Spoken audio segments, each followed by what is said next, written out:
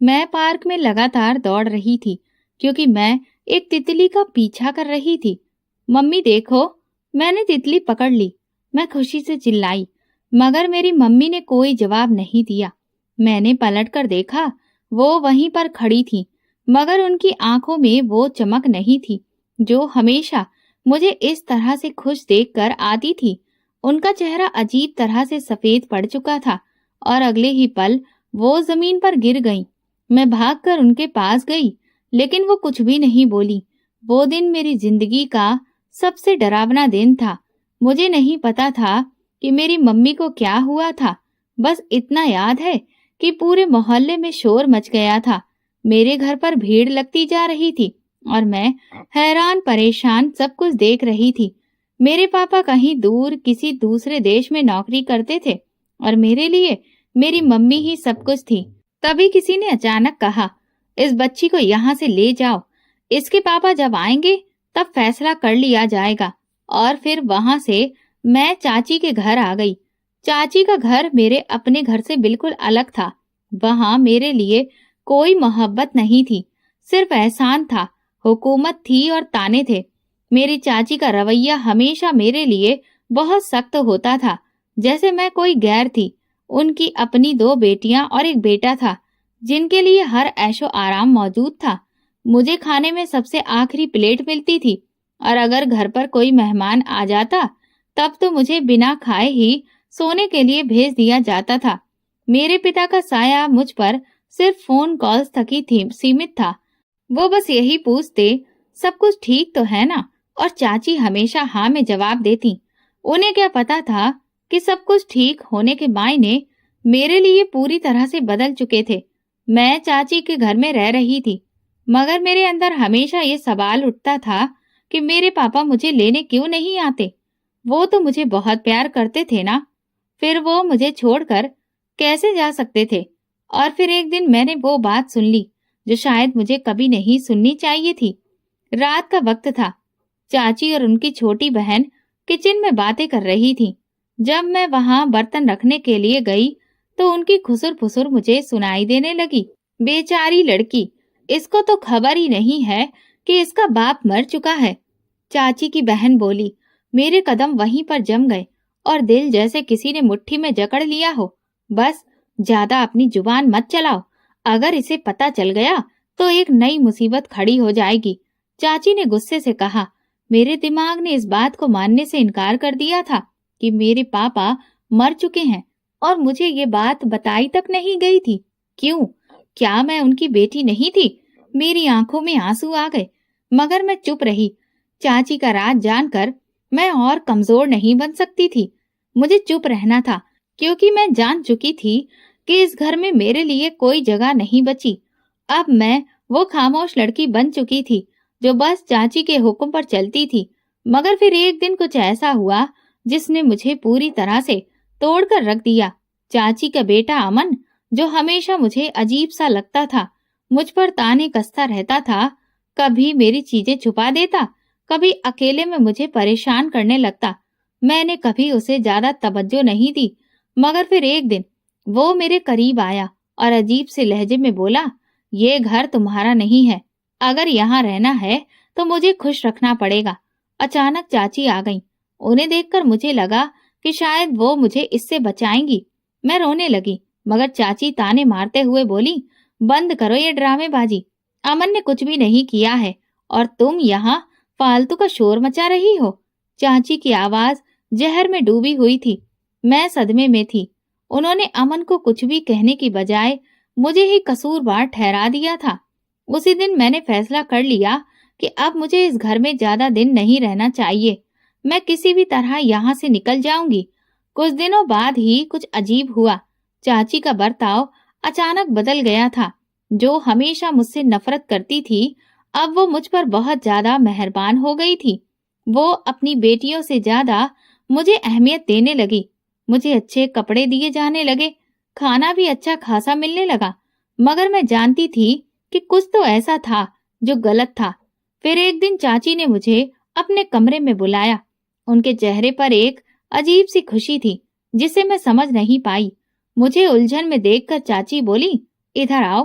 क्या तुम जानती हो कि मैंने तुम्हें यहाँ किस लिए बुला रही हूँ? मैंने नासमझी से उनकी तरफ देखा और कहा, नहीं चाची, मैं नहीं जानती।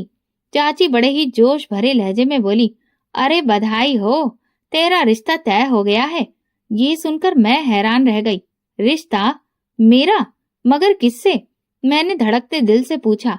चाची ने मेरी तरफ तेज नजरों से देखा और बोली, ज्यादा सवाल जवाब करने की जरूरत नहीं है। तेरी किस्मत बहुत अच्छी है कि दुबई में तेरी शादी हो रही है, वरना तेरे जैसी बेसहारा लड़की से तो यहाँ कोई शादी करने को भी तैयार नहीं होता। मेरी हैरानी और भी बढ़ गई थी।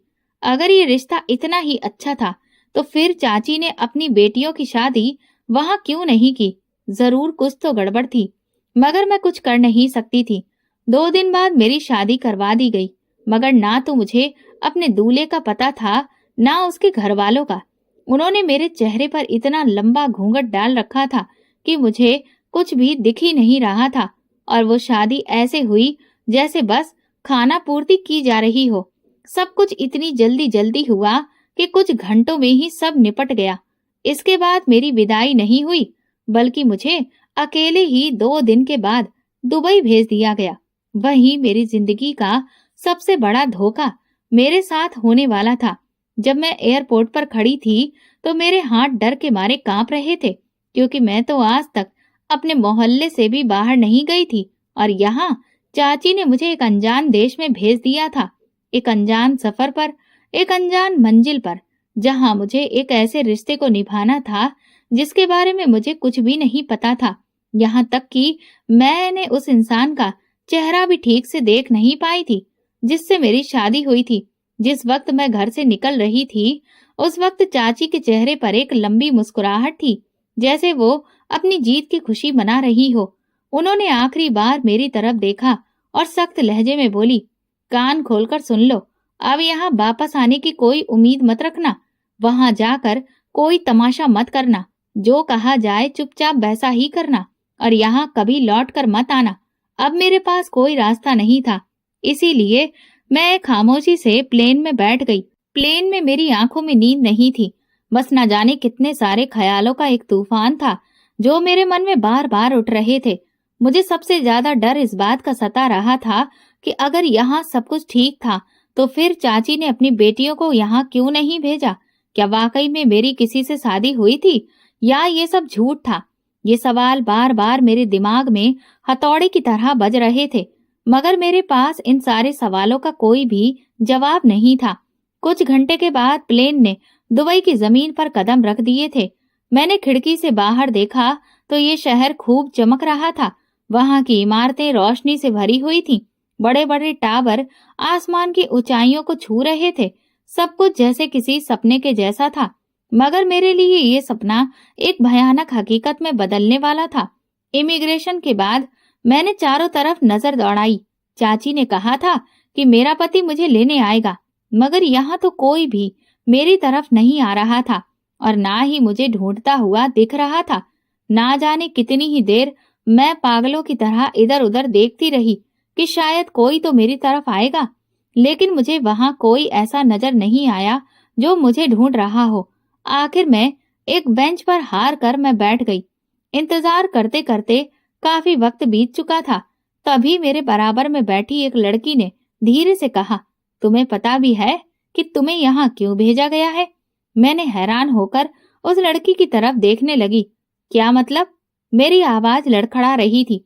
वो मेरा मजाक उड़ाते हुए हंसने लगी। क्या सच में तुम नहीं जानती कि तुम्हें यहाँ किस लिए भेजा गया है? या फिर तुम भी उन लड़कियों में से हो जिन्हें सुनहरे सपने दिखाकर यहाँ लाया जाता है और फिर जिस्म फरोशी के लिए बेच दिया जाता है?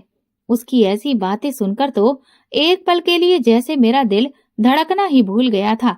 नहीं नहीं, ये सब झूठ है, मैं बेताबी से बड़बड़ाई। वो कहने लगी, अगर यकीन नहीं आता तो अपने पति को फोन करके देख लो, अगर तुम्हारा कोई पति हो तो। अब इससे आगे मुझ में और सुनने की ताकत नहीं बची थी। मैं उससे बोली, भगवान के लिए अब तुम चुप कर जाओ। मैं वहां से हट जाना ही ठीक समझ रही थी। जल्दी से मैंने अपने बैग से फोन निकाला जो चाची ने मुझे दुबई आते वक्त दिया था, कांपते हाथों से मैंने नंबर मिलाया, मगर चाची का नंबर तो बंद जा रहा था। मैंने वो नंबर डायल किया जो शादी के वक्त मुझे दिया गया था, मगर वो भी बंद था। अब तो मेरे पैरों तले से जमीन निकल गई थी। मेरा दिमाग सुन्न पड़ने लगा था। मुझे समझ में नहीं आ रहा था कि ये मेरे साथ हो क्या रहा है। अब मैं इस अजनबी देश में क्या करूं, कहाँ जाऊं, कुछ समझ नहीं आ रहा था। अब बस मेरे पास एक ही रास्ता था कि मैं इस जगह से भाग जाऊं, क्योंकि वो लड़की मुझे और ज्यादा डरा रही थी। मैंने अपना बैग उठाया और एयरपोर्ट से बाहर निकल आई। मेरे चारों तरफ एक अजनबी दुनिया थी। वहां बड़ी बड़ी गाड़ियां, लंबी लंबी इमारतें, लंबे चौड़े आदमी, व्यस्त सड़कें, मगर इन सब में मुझे कोई भी अपना नजर नहीं आ रहा था।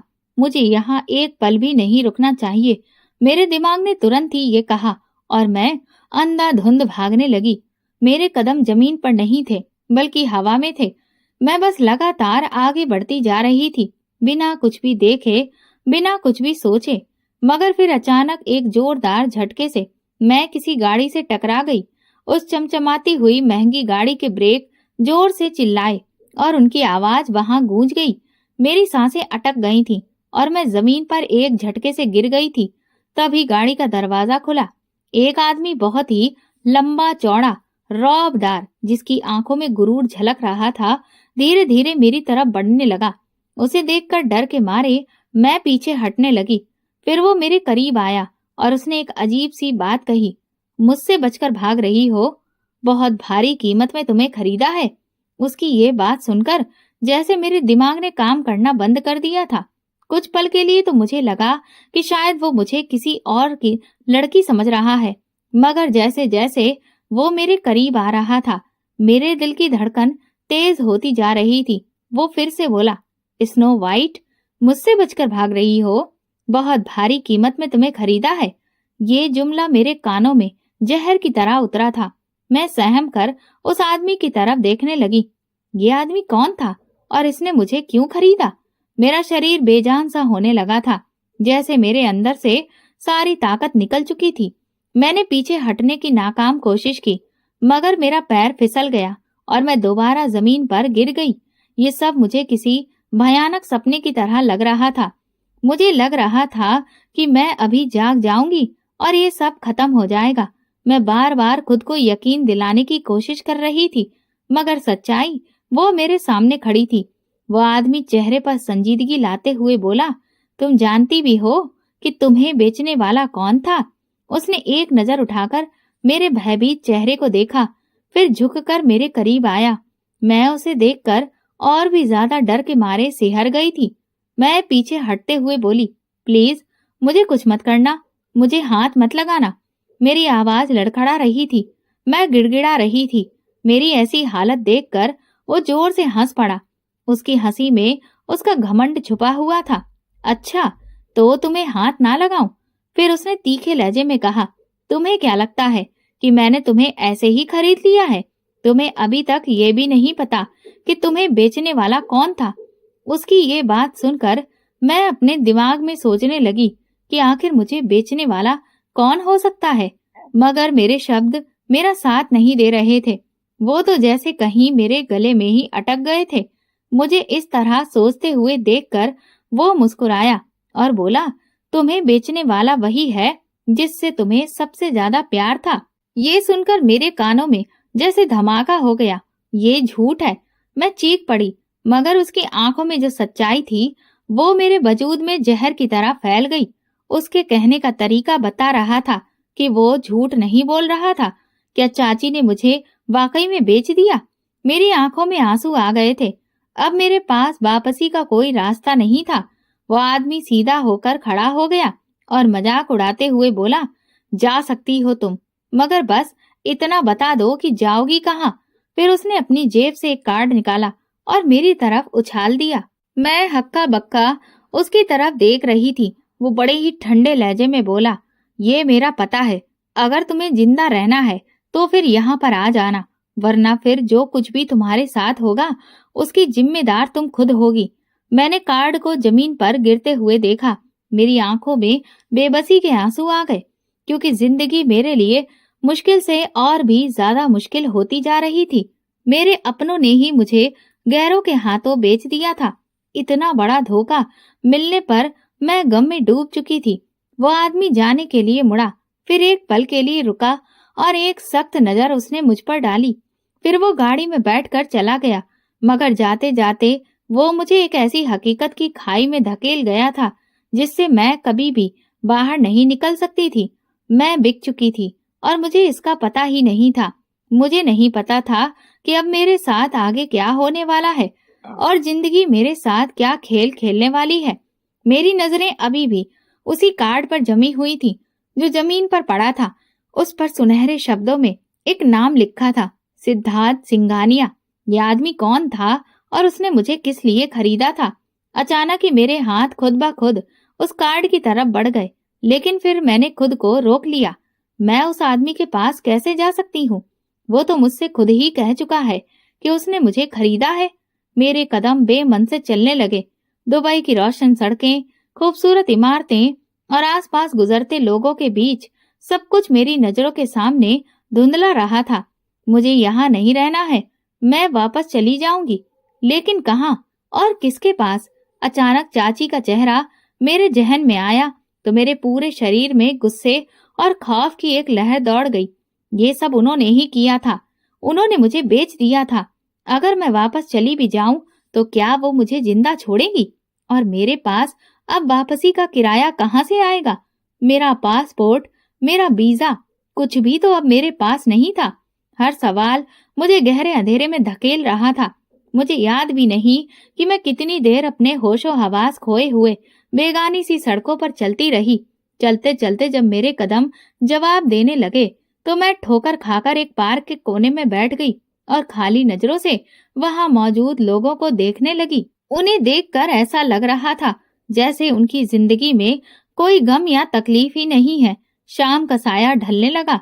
गुजरते हुए वक्त के साथ भूख भी धीरे धीरे तेज हो रही थी, मगर मेरे पास कुछ भी नहीं था। न खाने के पैसे थे, न सर छुपाने की जगह। मेरे बराबर वाली बेंच पर एक फैमिली बैठी थी जो खुशी खुशी खाना खा रही थी। उन्हें देखकर मेरी भूख और भी तेज हो गई, मगर मैं क्या कर सकती थी? हे भगवान, मैं क्या करूं? मैंने बेबसी से आसमान की तरफ देखने लगी, जैसे कि मुझे यकीन हो कि कोई न कोई मेरी मदद के लिए जरूर आएगा। तभी मैंने गर्दन घुमाई और देखा, एक औरत मेरे करीब खड़ी थी। उसकी आंखों में नमी थी, जैसे उसे मेरी हालत पर बहुत तरस आ रहा हो। वो मेरे पास बैठते हुए बोली, मैं तुम्हारी मदद कर सकती हूँ, मेरे साथ चलो। मेरी आंखों में उम्मीद की एक किरण उभर आई। क्या सच में कोई मुझे इस अंधेरे से निकाल सकता था? मेरे अंदर एक पल के लिए उम्मीद जागी, मगर फिर अचानक सिद्धार्थ सिंघानिया के वो शब्द याद आए, कोई भी चीज मुफ्त में नहीं मिलती। मेरे दिल में शक पैदा होने लगा। मैं पीछे हटना चाहती थी, मगर उस औरत ने मेरा हाथ पकड़ लिया। अरे, तुम्हें डरने की जरूरत नहीं है। मैं भी किसी वक्त तुम्हारी तरह ही बेसहारा थी और दूसरों की मदद के लिए परेशान थी, लेकिन मैंने खुद को संभाल लिया। तुम्हें भी अब अपने हालात को संभालने का मौका मिल सकता है। क्या ये सच में एक मौका था या फिर एक छल? मेरे पास अब ज्यादा सोचने का वक्त नहीं था और ना ही मेरे अंदर भूख से लड़ने की ताकत बची थी। क्या मैं इस औरत पर भरोसा करके इसके साथ चली जाऊं या फिर सिद्धार्थ सिंघानिया के उस कार्ड को अपना लूं? ये फैसला मेरी किस्मत का रास्ता बदल सकता था। मेरे दिल में डर, उलझन और बेबसी का एक मिला जुला तूफान उठ रहा था। एक तरफ वो अजनबी औरत थी जो मेरी मदद करने का दावा कर रही थी, और दूसरी तरफ वो सुनहरा कार्ड जो जमीन पर पड़ा था, जिस पर सिद्धार्थ सिंघानिया का नाम लिखा था। मैं क्या करूं? किस पर भरोसा करूं? उस औरत ने मेरा हाथ मजबूती से पकड़ा और मुस्कुराकर बोली, मैं तुम्हें बहुत अच्छे लोगों के पास ले जाऊंगी, जहां तुम्हें रहने और खाने की जगह भी मिलेगी। क्या वो औरत सच बोल रही थी या फिर ये भी एक जाल था? मुझे फिर से सिद्धार्थ के वो शब्द याद आए, ये दुनिया बहुत जालिम है। ये बिना तुमसे कोई भी अपना फायदा उठाए तुम्हें कुछ भी मुफ्त में नहीं देगी। मेरे दिल में अब कुछ टूटने सा लगा था। मैं अब किसी पर भी भरोसा नहीं कर सकती थी, क्योंकि मेरा भरोसा पहले ही टूट चुका था। उस औरत की आंखों में नमी थी, मगर कुछ अजीब भी था, जैसे वो मुझे जल्दी फैसला करने के लिए कह रही हो। मेरे दिमाग में एक सवाल गूंजने लगा, अगर सच में ये औरत मेरी मदद करना चाहती है तो ये मुझ पर इस तरह से दबाव क्यों डाल रही है। मेरे दिल ने चिल्लाकर कहा, ये भी एक जाल है। मेरे पूरे शरीर में बिजली की लहर दौड़ गई। मैंने ठंडे पड़े शरीर के साथ एक झटके से उस औरत से अपना बाजू छुड़ाया और 2 कदम पीछे हट गई। छोड़ो मुझे, मैं तुम्हारे साथ कहीं नहीं जाऊंगी। मेरी आवाज कांप रही थी और मेरे शब्द मेरा साथ नहीं दे रहे थे। उस औरत के चेहरे पर नरमी की जगह अब एक अजीब सी बेरुखी आ गई थी। उसने एक पल के लिए मुझे घूरा, फिर कंधे उचकाकर बोली, जैसी तुम्हारी मर्जी, लेकिन याद रखना, इस शहर में अकेली लड़कियां ज्यादा देर तक जिंदा नहीं रहती हैं। ये कहकर वो वहां पर रुकी नहीं, बल्कि तेज कदमों से पार्क से बाहर चली गई। मेरा फैसला बिल्कुल सही था। उस औरत के जाते ही मेरी नजर सिद्धार्थ सिंघानिया के कार्ड की तरफ गई। ये अब मेरा आखिरी ऑप्शन था। कुछ देर तक मैं उस कार्ड को खाली नजरों से घूरती रही, फिर मैंने कांपते हाथों से उसको उठाया। शायद यही मेरा आखिरी रास्ता था, यही मेरी आखिरी मंजिल थी जिसे मुझे तय करना ही था। अब मुझे सिद्धार्थ सिंघानिया के पास जाना था। मैं तुम्हें कैद नहीं कर रहा, बस तुम्हारे लिए दरवाजे बंद कर रहा हूँ। आखिर मुझे यहाँ पर क्यों रखा जा रहा है? अगर तुमने मुझे खरीदा है तो इसका मकसद क्या है? मैंने एक बार फिर से डरते हुए उससे पूछा। सिद्धार्थ ने एक गहरी सांस ली, जैसे वो कुछ सोच रहा हो। फिर उसने वही बात कही जिसने मेरे कदमों तले से जमीन खिसका दी। तुम्हें अभी इस बात का एहसास नहीं है, लेकिन तुम मेरी सबसे बड़ी कमजोरी हो। कमजोरी? और वो भी मैं? ये सुनकर मेरा दिमाग सुन्न होने लगा। ये सब मेरे साथ क्या हो रहा है? मैं किसी ऐसे शख्स के लिए कीमती कैसे बन गई जिसे मैं जानती तक नहीं थी?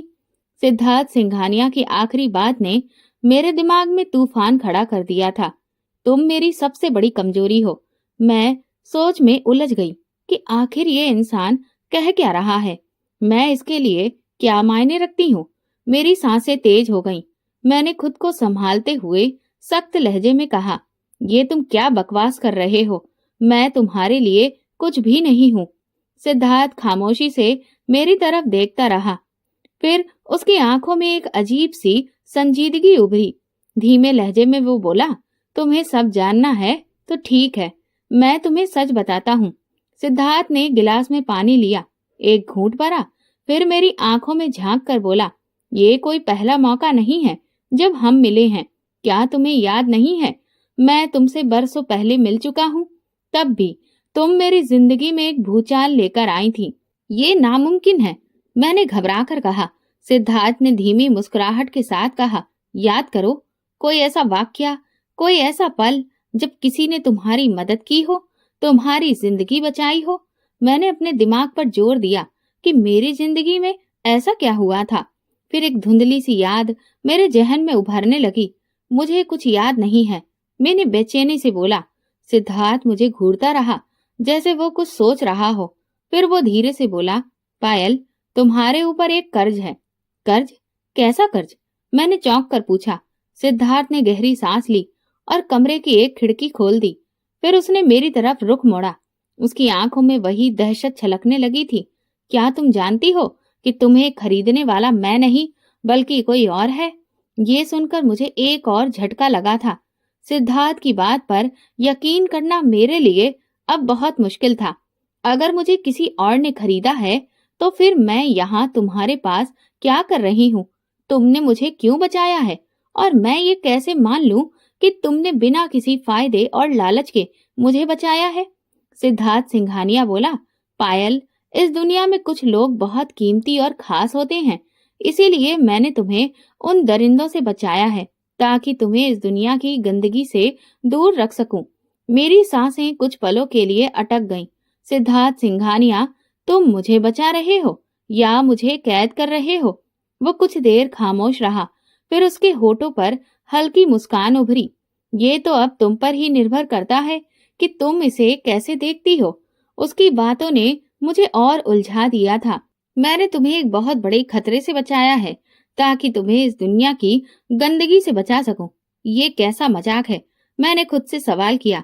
क्या मैं सच में किसी खतरे में थी या ये सब सिद्धार्थ की अपनी सोच थी? मैंने खुद को संभालते हुए गहरी सांस ली और सख्त लहजे में बोली, अगर तुम सच में मुझे बचाना चाहते हो तो फिर मुझे जाने दो। सिद्धार्थ ने एक नजर मेरी तरफ डाली और फिर धीरे से बोला, क्या तुम जाना चाहती हो? मैंने फौरन कहा, हाँ। सिद्धार्थ बोला, मैं तुम्हें जाने से नहीं रोकूंगा, मगर इतना बता दो कि तुम जाओगी कहाँ?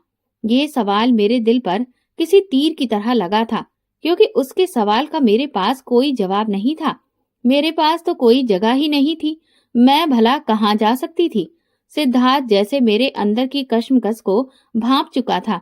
वो मुस्कुराकर बोला, यही तो फर्क है, तुम अभी तक ये समझ ही नहीं पाई कि तुम्हें किस चीज से बचाने के लिए मैंने ये सब किया है।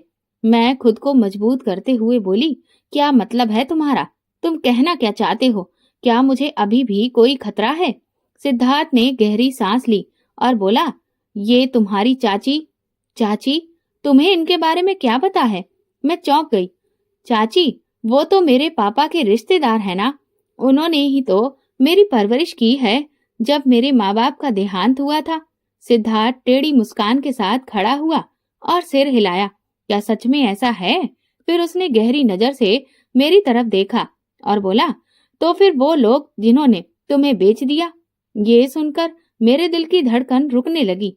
तुम्हें लगता है कि वो तुम्हारे खून के रिश्ते हैं? बिल्कुल नहीं, वो तुम्हारे अपने नहीं हैं। और अगर मैं ना होता तो आज तुम कहाँ होती, इसका तुम्हें अंदाजा भी नहीं है। क्या मतलब है तुम्हारा?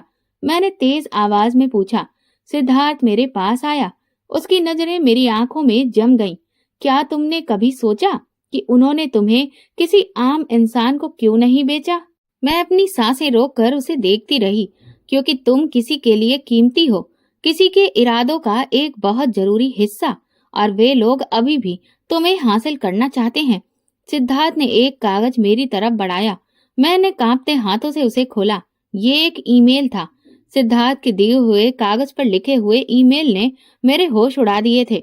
हमारी चीज वापस करो, वरना अंजाम भुगतने के लिए तैयार हो जाओ। मेरे अंदर अब हजारों सवाल उठ रहे थे। ये कौन लोग हैं और मुझे चीज क्यों कह रहे हैं? मैंने कांपते हाथों से कागज नीचे रखा और सिद्धार्थ की तरफ देखा। वो खामोशी से मेरी घबराहट का जायजा ले रहा था। मैंने सवालिया नजरों से सिद्धार्थ की तरफ देखते हुए बोली, ये किसका ईमेल है? सिद्धार्थ वापस कुर्सी पर जाकर पीछे टेक लगाकर बैठ गया और संजीदगी से बोला, ये वही लोग हैं जिन्होंने तुम्हें खरीदने की कोशिश की थी, मगर मैंने तुम्हें उनके चुंगल में जाने से पहले ही खरीद लिया। मगर ये लोग हैं कौन और मुझे क्यों पाना चाहते हैं? सिद्धार्थ ने कुछ लम्हों की खामोशी ली, जैसे वो अपने ही शब्द खुद से कह रहा हो। फिर वो धीरे से बोला, ये जानने के लिए तुम्हें अपने अतीत को समझना होगा कि तुम्हारी असली सच्चाई क्या है। मेरा दिल तेजी से धड़कने लगा। मेरा अतीत?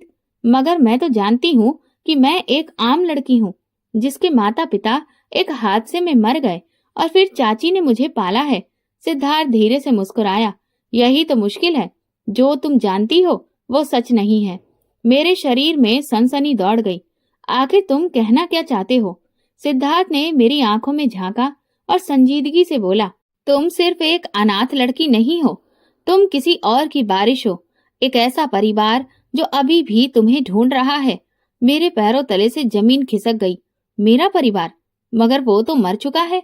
सिद्धार्थ ने इनकार में सिर हिलाया। नहीं, तुम्हारी जड़ें इससे भी कई ज्यादा गहरी हैं, और यही वजह है कि कुछ लोग तुम्हें जिंदा नहीं छोड़ना चाहते। मैंने बेचैनी से कहा, ये सब क्या है? अगर मैं सच में किसी बड़े परिवार की बारिश हूँ तो मुझे आज तक क्यों नहीं बताया गया? वो बोला, क्योंकि तुम्हें जिंदा रखना ही किसी के लिए खतरा बन सकता था। तुम्हारी पहचान ही तुम्हारे लिए मुसीबत थी। मेरे दिमाग में जैसे धमाका हो गया। इसका मतलब वो लोग मेरे असली चाचा चाची नहीं थे। मेरी चाची को पता था कि मैं कौन हूँ, और फिर भी उन्होंने मुझे बेच दिया। सिद्धार्थ ने हाँ में सिर हिलाया, क्योंकि वे नहीं चाहते थे कि तुम्हें तुम्हारा हक मिले। तुम मलिक परिवार की आखिरी निशानी हो। सिद्धार्थ सिंघानिया के अल्फाज मेरे कानों में गूंज रहे थे, मगर मैं उन पर यकीन नहीं कर पा रही थी। ये मजाक है ना? मैं एक आम लड़की हूँ। मेरी परवरिश एक मामूली से परिवार में हुई है, मैं कोई मलिक परिवार की वारिस नहीं हूँ। सिद्धार्थ की आंखों में अजीब सी संजीदगी थी। वो कुर्सी से उठा और मेरे करीब आकर बोला, तुम्हारे माँ बाप वे लोग नहीं थे जिन्हें तुम जानती थी, बल्कि वे मलिक परिवार के वारिस थे जिन्हें एक बड़ी साजिश के तहत रास्ते से हटा दिया गया। ये सुनकर मेरी सांसें रुकने लगी। मलिक परिवार? मैंने तो कभी इसके बारे में नहीं सुना। मेरे अंदर मेरे अतीत की सच्चाई जानने की हिम्मत ही नहीं थी। सिद्धार्थ बोला, तुम उस वक्त बहुत छोटी थी जब तुम्हें तुम्हारे माँ बाप से अलग कर दिया गया था। तुम्हारे पिता आखिरी दिन तक तुम्हारे लिए तड़पते रहे। तुम नहीं जानती कि मैंने तुम्हें कहाँ कहाँ नहीं ढूंढा, मगर जब तक मैं तुम्हें तलाश करता, तुम्हें बहुत दूर यानी यहाँ से दुबई भेज दिया गया। मेरी आंखें ये सुनकर हैरत से फैल गईं। क्या ये वही शख्स है जिसके बारे में मैं खुद कुछ भी नहीं जानती और वो मेरे बारे में इतना सब कुछ जानता है? मैं अभी भी यकीन नहीं कर पा रही थी और उलझन का शिकार होकर बैठी थी। मुझे लग रहा था कि सिद्धार्थ सिंघानिया शायद मेरी सोच से कहीं ज्यादा खतरनाक और नाकाबिले यकीन है। लेकिन एक सवाल अभी भी मेरे जहन में बार बार उठ रहा था। सिद्धार्थ सिंघानिया मुझे बार बार स्नो वाइट क्यों कह रहा था और वो मेरे लिए इतना परेशान क्यों था? जब मेरी जिंदगी का फैसला हो रहा था, तुम मुझे इतना क्यों बचा रहे हो? सिद्धार्थ, तुम्हारी नजर में मेरी अहमियत ही क्या है? इस बार सिद्धार्थ के चेहरे पर मुस्कुराहट नहीं थी। उसकी आंखों में एक गहरी संजीदगी थी जिसे मैंने शिद्दत से महसूस किया। वो कुर्सी से उठा और खिड़की के करीब जाकर खड़ा हो गया। तुम्हें याद है पायल, जब तुम बहुत छोटी थी, शायद 7 या 8 साल की? मेरे दिमाग पर जोर पड़ने लगा। क्या मतलब?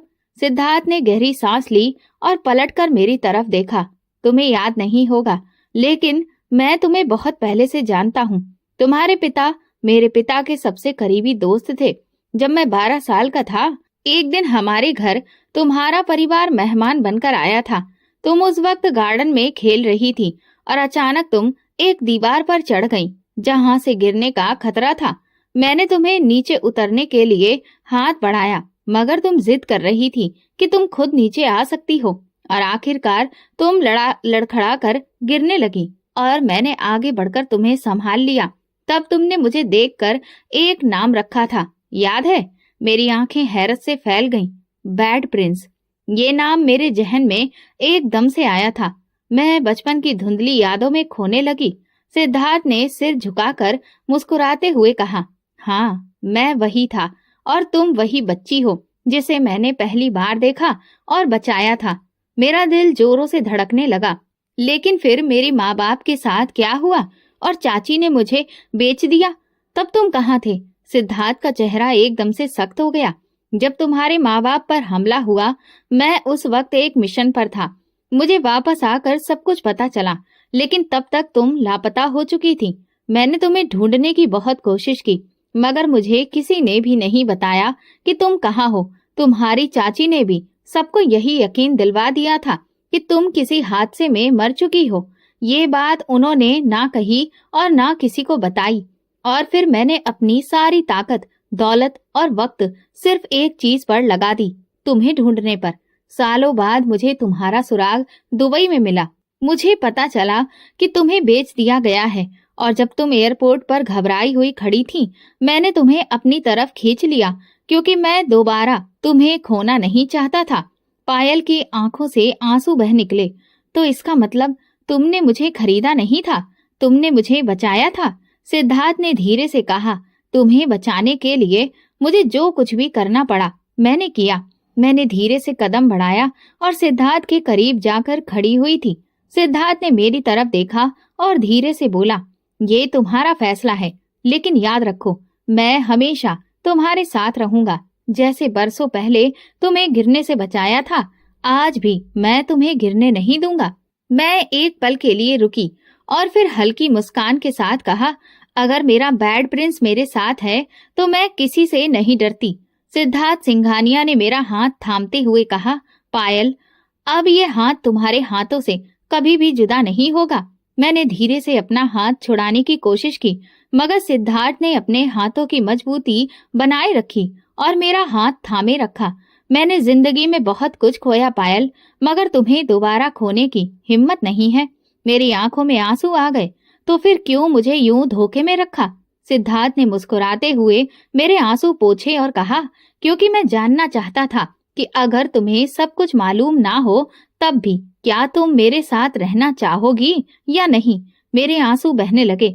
सिद्धार्थ ने धीरे से मेरे चेहरे पर हाथ रखा और कान के पास आकर बोला, तुम्हें लगता है कि मैं तुम्हें सिर्फ एक सौदा समझता हूँ? नहीं पायल, तुम मेरी पहली और आखिरी मोहब्बत हो। मेरा दिल तेजी से धड़कने लगा। मैं सिद्धार्थ की आंखों में देख रही थी, जहां न दौलत की चमक थी न गुरूर, बस मोहब्बत थी। वही मोहब्बत जो शायद बरसों पहले एक नन्ही सी बच्ची ने एक बैड प्रिंस की आंखों में देखी थी। तो फिर आगे क्या? सिद्धार्थ ने धीरे से मुस्कुराते हुए मेरा हाथ अपने दिल पर रखा और बोला, आगे अब तुम्हारी मर्जी है। अगर तुम कहो तो मैं तुम्हें आजाद कर दूं। मैं एक पल के लिए रुकी, फिर धीरे से बोली, अगर मैं तुम्हारे साथ रहना चाहूं तो? सिद्धार्थ की आंखों में चमक उभरी। उसने धीरे से मुझे अपनी तरफ खींचकर मोहब्बत भरी आवाज में कहा, फिर तो मैं तुम्हें कभी नहीं छोड़ूंगा, कभी नहीं स्नो वाइट। दोस्तों, अगर आपको हमारी कहानी पसंद आई हो तो कमेंट करके जरूर बताएं और वीडियो को लाइक करके ज्यादा से ज्यादा शेयर करें। चैनल पर नए हैं तो सब्सक्राइब करें और हाँ, नोटिफिकेशन बेल को जरूर दबाएं ताकि अगली अपडेट सबसे पहले आपको मिले। धन्यवाद।